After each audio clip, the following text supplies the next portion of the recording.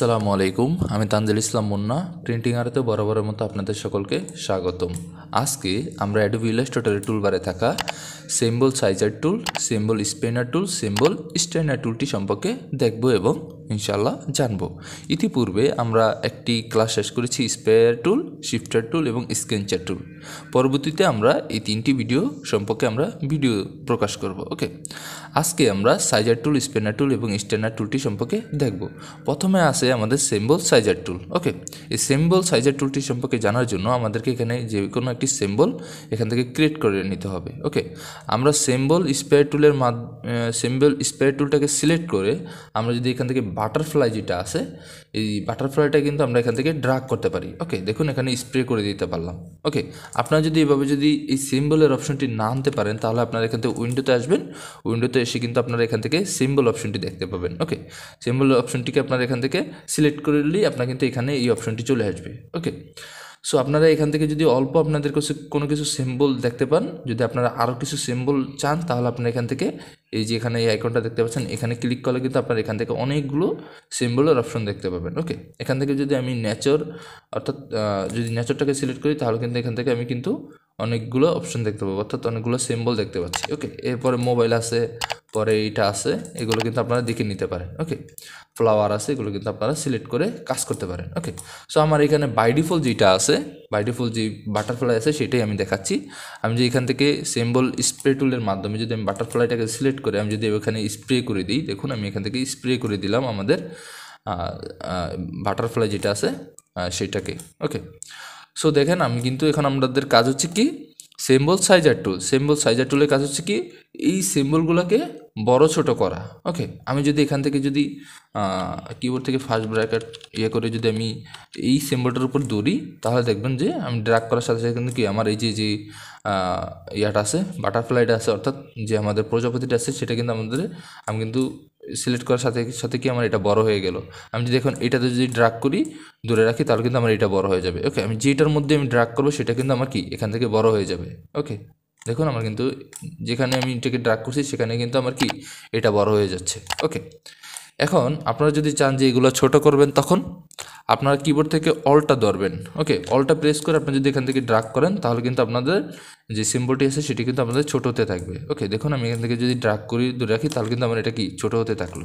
ওকে, so symbol যে সাইজের টুলটা আছে সাইজ, এখানে কিন্তু সাইজ উল্লেখ করা আছে যে সিম্বল সাইজের টুল। সো এটাকে দিয়ে আপনি বড় করতে পারবেন, ড্র্যাগ করলে বড় হবে, অলটা ধরে করলে এটা কি ছোট হতে থাকবে। ওকে, তারপর আমাদের যেই দ্বিতীয় যে অপশনটা আছে সিম্বল স্পেনার টুল। দেখুন সিম্বল স্পেনার টুলটা হচ্ছে কি, দেখুন এখানে আইকনের মাধ্যমে দেখাচ্ছে যে কোন এটাকে ঘুরাতে পারবেন। ওকে, আমি যদি এটাকে ধরি, দেখুন আমি এটাকে যদি এভাবে করি, দেখুন এখানে কিন্তু আমার এটা কার্সার দেখাচ্ছে। ওকে, দেখুন আমি যখনই এটার মধ্যে আমি সিলেক্ট করব, সিলেক্ট করে আমি যদি একটু শুধু মুভ করি তাহলে কিন্তু আমরা এখান থেকে একটি মুভের একটি অপশন দেখতে পাবো, দেখছেন। সো আমি যদি এখানে এই বরাবর রেখে দিই তাহলে কিন্তু আমার প্রজাপতিটা এই বরাবর আমার কি মুভ করবে। ওকে, আমি যদি এই প্রজাপতিটাকে যদি আমি একটু ড্র্যাগ করি তাহলে দেখবেন যে আমার এখানে এটা কিন্তু এইভাবে সিম্বলটা কিন্তু দেখাচ্ছে। ওকে, সো আমি যদি এভাবে এই বরাবর রাখি তাহলে কিন্তু আমার প্রজাপতিটা এই বরাবর হয়ে যাবে। ওকে, আবার যদি এটাকে ধরি, আমি যদি এখান থেকে ফার্স্ট ব্র্যাকেট দিয়ে এটাকে ছোটো করে দিই এবং এটাকে যদি একটু মুভ করি তাহলে দেখবেন যে এই যে আমার যে কার্সারটা আছে অর্থাৎ যেই স্পেনারটা আছে সেটা কিন্তু আমার বিভিন্ন দিকে মুভ হচ্ছে। এখানে আমি যদি এটা নিচে দিই তাহলে কিন্তু আমার এটা কি নিচের দিকে মুভ করবে। ওকে, অর্থাৎ এই স্পেনার টুলটির কাজ হচ্ছে কি কোনো কিছুকে স্পেন করা। তারপর আছে কি সিম্বল স্টেইনার টুল। ওকে, সিম্বল স্টেইনার টুলের কাজ হচ্ছে কি আপনি চাইলে এই আপনাদের যে ইয়েটা আছে, আপনার যে প্রজাপতি আছে প্রজাপতির কালারটাকে আপনারা চেঞ্জ করতে পারেন।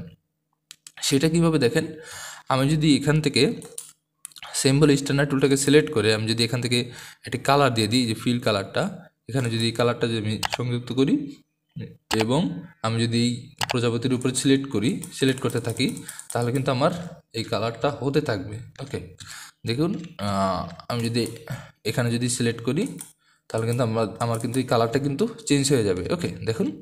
সো আমি যদি এখান থেকে যদি আমি এই নীল কালারটা দিয়ে নিই, নীল কালারটা দিয়ে যদি আমি এখান থেকে সিলেক্ট করতে থাকি তাহলে কিন্তু আমার কি এটা কিন্তু আমার নীল হতে থাকবে। দেখুন নীল হতে থাকবে, আমি যেটার মধ্যে সিলেক্ট করি সেটা কিন্তু আমাদের এখান থেকে নীল হতে থাকবে। ওকে, দেখুন আমরা কিন্তু চাইলে এভাবে আমাদের যে সিম্বলগুলো আছে সেগুলো কিন্তু আমরা চাইলে কালার পরিবর্তন করে কাজ করতে পারি। ওকে, এছাড়া আপনার যদি এখানে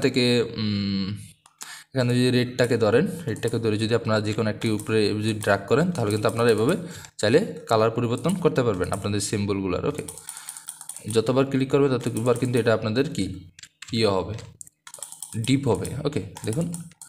সো আপনারা কিন্তু এই সিম্বল স্ট্যান্ডার টুলের মাধ্যমে কিন্তু কালার চেঞ্জ করতে পারেন, স্পিনার টুলের মাধ্যমে এটাকে ঘুরাতে পারেন এবং সাইজার টুলের মাধ্যমে এটাকে ছোটো বড়ো করতে পারেন। ওকে, আশা করি ভিডিওটি আপনাদের ভালো লাগবে। ভিডিওটি যদি ভালো লাগে অবশ্যই আমার ছোটো চ্যানেলটিতে একটি সাবস্ক্রাইব করে দিয়ে আমার মনোবলটাকে বাড়িয়ে দিবেন এবং লাইক এবং আপনাদের মতামত জানাতে কিন্তু অবশ্যই ভুল করবেন না। সো ভিডিওটি আজকে এই পর্যন্তই। পরবর্তী ভিডিওর জন্য সবাই সুস্থ থাকবেন, ভালো থাকবেন। আসসালামু আলাইকুম।